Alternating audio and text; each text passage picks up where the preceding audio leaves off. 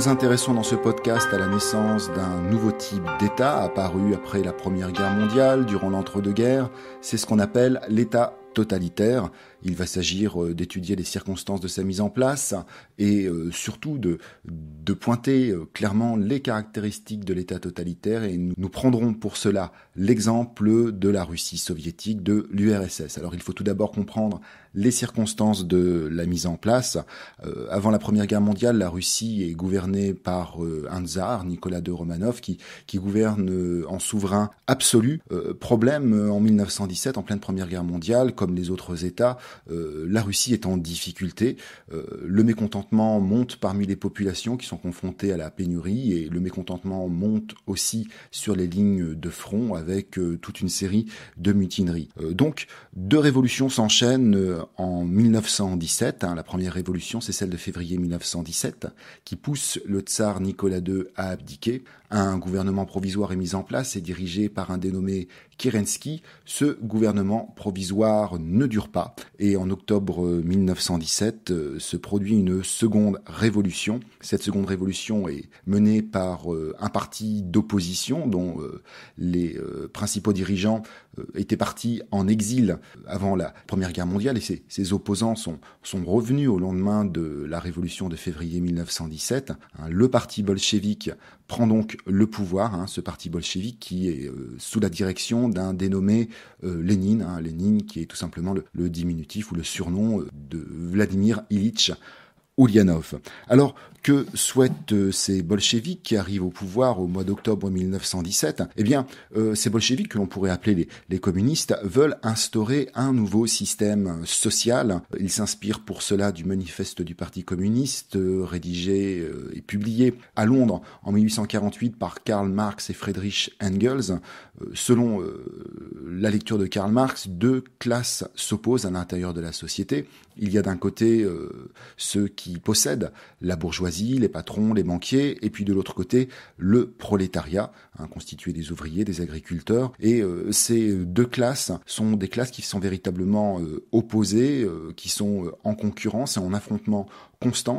L'histoire est en fait, pour Karl Marx, une opposition incessante entre dominants et dominés. Et selon la lecture de Karl Marx, au 19e, 20e siècle, et selon la lecture de Lénine aussi, la richesse est confisquée par la bourgeoisie. Donc les bolcheviks souhaitent mettre fin à la propriété privée, confisquer les biens, les terres, les outils de production, l'industrie, pour placer ceci sous le contrôle de l'État. Leur objectif est de créer une société sans classe où tous les hommes seraient égaux, plutôt que rester dans un système capitaliste où le prolétariat est exploité par la bourgeoisie. Il s'agit de mettre en place un système communiste avec une fin de lutte des classes et un peu à chacun selon ses besoins. Alors, afin de permettre la mise en place de cette société, le prolétariat doit instaurer une dictature, il n'a pas le choix, et il doit restreindre les libertés. Ce qui signifie qu'à partir de juillet 1918, un seul parti est autorisé, le Parti communiste, et cela signifie aussi qu'à partir d'octobre 1917, la presse est censurée. Et d'ailleurs, une police politique, la Tchéka, est à ce moment-là créée. Elle est chargée de traquer les ennemis de la révolution. Autrement dit, Lénine et le parti bolchevique, le parti communiste russe, instaurent une dictature. Une période de guerre civile secoue la Russie entre 1918 et 1921. Elle oppose les communistes et puis les partisans du tsar. Cette guerre civile extrêmement violente entraîne une grande famine qui fait à peu près 5 millions de morts. Mais au terme de celle-ci, Lénine s'installe durablement au pouvoir et il peut fonder l'URSS en décembre 1921. L'URSS, c'est l'Union des républiques socialistes et soviétiques. C'est un immense État fédéral qui est composé de plusieurs républiques, toutes soumises au Parti communiste et au pouvoir central qui réside à Moscou. Alors parmi les républiques qui composent cette URSS, il y a la Russie, bien entendu, qui est la plus importante, l'Ukraine, la Biélorussie, la Transcaucasie, etc. Il est inutile de toutes les citer ici. Lénine meurt le 21 janvier 1924 des suites d'une longue maladie. Et puis durant cette maladie, Lénine s'est reposé notamment sur un dénommé Staline pour les décisions importante. Staline est un personnage qui a basculé relativement tôt dans la lutte contre les tsars. Au moment de la révolution de février 1917, il était en exil et il était d'ailleurs à ce moment-là rédacteur en chef du journal officiel du Parti communiste russe, j'ai nommé la Pravda. Dès 1917, donc, Staline va participer avec Lénine à la révolution bolchevique et c'est ce qui lui permet de s'affirmer comme un des personnages clés du parti. Staline, l'homme de fer au moment du décès de Lénine, occupe une place centrale, qui est la place de secrétaire général du Parti communiste. À partir de 1924 commence une lutte pour la succession. Les dirigeants du Parti communiste de l'Union soviétique s'affrontent pour la succession de Lénine et s'affrontent aussi sur la politique à mener. Parmi les principaux personnages qui s'affrontent à ce moment-là, on peut compter par exemple Staline ou Trotsky, qui est le principal rival de Staline, qui au final va être exclu du parti, banni et puis enfin assassiné en 1940. Et à partir de ce moment-là, on pourrait dire que Staline, qui a fait déjà le ménage autour de lui en éliminant parfois physiquement ses adversaires, devient véritablement le seul maître du parti et du pays. À partir de 1927, il impose une dictature construite autour de lui-même.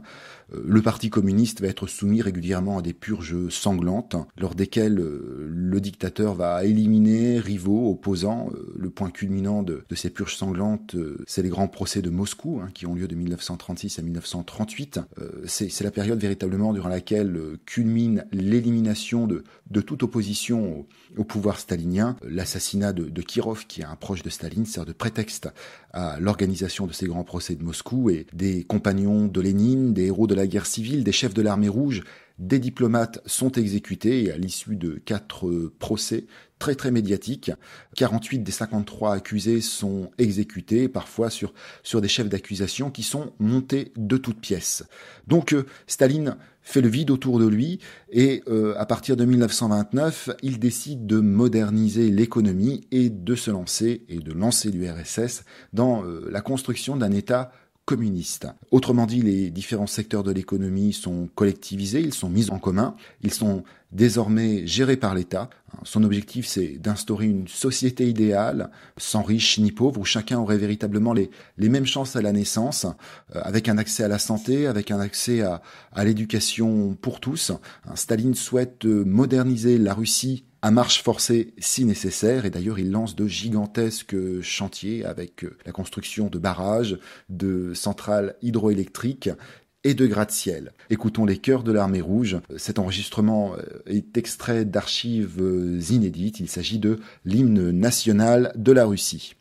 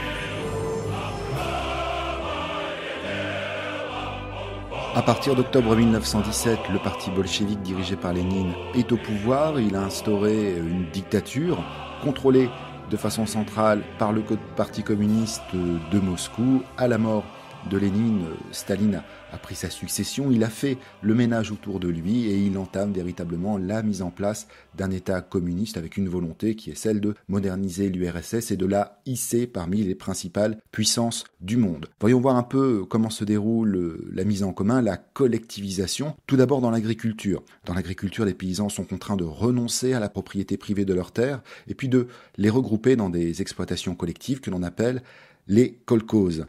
Il y a à côté de ces kolkhozes une autre forme de propriété, c'est un autre type d'exploitation que l'on appelle les sovkhozes, qui sont des grandes fermes modèles gérées par des fonctionnaires et puis employant des paysans salariés. Les résistances à cette collectivisation sont très vives, on s'en doute, les paysans sont très attachés à la propriété de leurs terres, à la propriété de leur outil de travail, et beaucoup de paysans aisés, que l'on appelle les koulaks, sont exécutés ou arrêtés. On assiste aussi à un abattage massif des troupeaux juste avant la collectivisation. Autrement dit, cette collectivisation dans les campagnes qui se heurte à de très fortes résistances est un échec. Elle ne s'accompagne pas d'une augmentation de la production suffisante et puis le nombre de bovins même baisse considérablement. La paysannerie reste globalement très pauvre et puis la famine revient entre 1932 et 1933, ce qui va contraindre l'État et contraindre Staline à octroyer aux paysans un petit lopin de terre individuel de façon à ce qu'ils puissent cultiver un petit potager. En même temps, Staline engage l'URSS dans l'industrialisation, autrement dit dans le développement de l'industrie. Cette industrialisation va de pair avec la collectivisation de l'industrie. Les bénéfices de l'agriculture sont systématiquement réinvestis dans l'industrie, ce qui explique les difficultés du monde agricole aussi. Priorité, industrie lourde. La priorité est donnée donc aux productions de charbon, d'acier, d'électricité, avec une production qui connaît une très très forte croissance. Si on regarde la production d'électricité, elle est quand même multipliée par 7 entre 1928 et 1937. Tous les 5 ans, l'État fixe un plan de développement économique, il fixe des objectifs clairs, des priorités, des objectifs chiffrés de production. C'est ce qu'on appelle le plan quinquennal. On assiste donc à la mise en place d'une planification à l'intérieur de l'État soviétique, ce qui permet en 1940 à l'URSS de se hisser au rang de 3e puissance industrielle. Le régime prétend d'ailleurs valoriser les ouvriers. Leur nombre augmente considérablement, il passe de 11 millions en 1928 à 23 millions en 1932. Grâce à l'école primaire obligatoire et gratuite, au cours du soir, ces ouvriers vont connaître une certaine ascension sociale, même si les conditions de vie sont difficiles dans les villes. La proportion de citadins augmente de façon très très significative sur la période. Malgré tout, les inégalités sociales sont très fortes. Alors, l'inégalité ville-campagne, on s'en doute, mais le régime promet une société sans classe où tous les hommes seraient égaux. Or, il favorise les membres du parti, les cadres de l'État et les intellectuels qui vantent les bienfaits du régime, ainsi que les meilleurs ouvriers. Il y a véritablement un décalage entre le discours et puis son application, ce qui va contraindre Staline à trouver des moyens de pression sur les populations de façon à mettre en place et à forcer la mise en place de sa politique, à forcer la population à adhérer aux principes de sa politique. Alors comment contrôler la population ? Eh bien, 2 leviers principaux, la terreur et la propagande. Parlons tout d'abord de la politique de terreur. Dès le départ, nous l'avions vu, nous avions évoqué la création de la Tchéka, la police politique. Et effectivement, la population est surveillée par la police politique. Les opposants sont arrêtés, parfois sur de simples prétextes. Ils sont emprisonnés et déportés dans des camps de travail que l'on appelle les goulags. Ces goulags sont créés dans des zones éloignées, inhospitalières, et ils permettent d'ailleurs à l'État de coloniser ces régions et puis d'en exploiter les richesses naturelles. Le goulag, le système goulag, on pourrait dire qu'il entre petit à petit dans le projet de société que met en place Staline. Pour accomplir son plan, Staline a besoin d'énormes quantités de charbon, de gaz, de bois, d'or pour acheter les machines-outils à l'étranger. Et ces matériaux se trouvent en Sibérie, dans le Grand Nord, où personne ne veut aller. Donc le goulag est véritablement au cœur de la planification soviétique. Et puis jusqu'au milieu des années 1950, on produit de tout dans les goulags. Alors on accomplit des grands travaux, le percement du canal de la mer Blanche par exemple. On extrait des richesses du sous-sol, mais on produit aussi des jouets pour enfants, des avions de guerre, des boîtes de conserve. Le début des années 1950, c'est véritablement le pic de l'activité pour les goulags, puisque il y a en tout et pour tout à peu près 460 ensemble concentrationnaire, et entre 1930 et 1953, à peu près 18 millions d'hommes sont envoyés dans les goulags.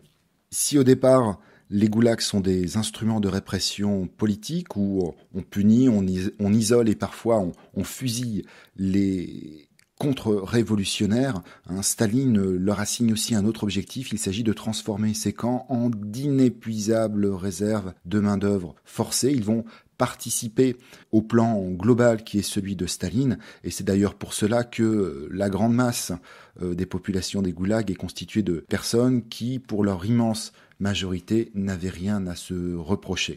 Parallèlement à ce système de surveillance et de répression, la population est encadrée et embrigadée par l'État. L'école et des organisations contrôlées par le parti permettent d'apprendre les valeurs communistes à la jeunesse et puis de susciter un attachement envers Staline. L'exemple type d'organisation, c'est les pionniers. Les travailleurs sont obligés d'adhérer à l'unique syndicat de travailleurs, qui est le syndicat communiste. Et puis, nous l'avions évoqué dès Lénine, un seul parti politique est autorisé, le Parti communiste. La propagande sert aussi à mobiliser les énergies. Elle va offrir à la population un certain nombre de modèles à suivre. L'exemple type, c'est cet Alexis Stakhanov, une figure fabriquée de toutes pièces qui va faire une grande tournée triomphale à l'intérieur de l'URSS pour présenter ses méthodes et encourager la population à travailler plus. Il est véritablement présenté comme le modèle du travailleur soviétique.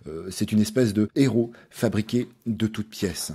Autre élément de la propagande, Staline, bien entendu, Staline qui est l'objet d'un culte de la personnalité. C'est un personnage central, omniprésent dans les médias, dans les films, dans les images, les affiches, les livres, les journaux. Il est assimilé à une espèce de divinité et se trouve au cœur de très très nombreuses cérémonies, au cœur des grands défilés du régime. Grâce à la propagande, à la censure, l'État va ainsi construire une image fausse de Staline et de son régime politique, avec pour objectif d'assurer la fidélité, l'attachement de la population. L'État ment.